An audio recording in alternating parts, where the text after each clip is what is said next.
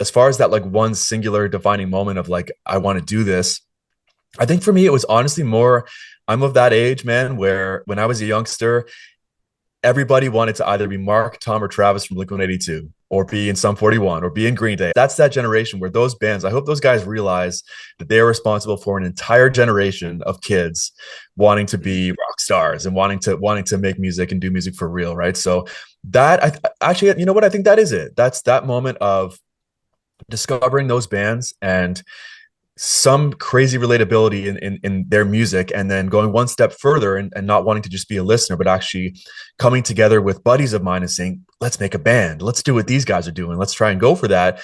And when I think back over the course of my life, all my closest friends have always been there because of music, right? And I've become so close with them because of music, and we've taken that journey together.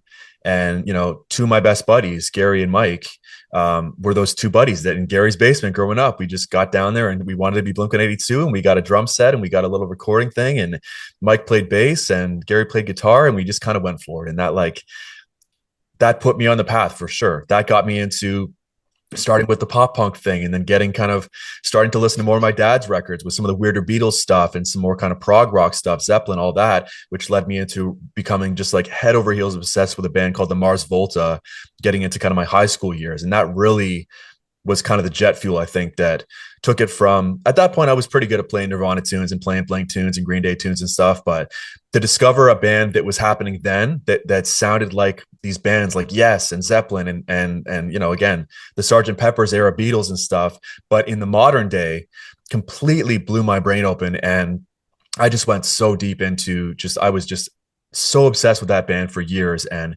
transcribed all their parts, and had every single element of every one of the recordings ingrained in my brain.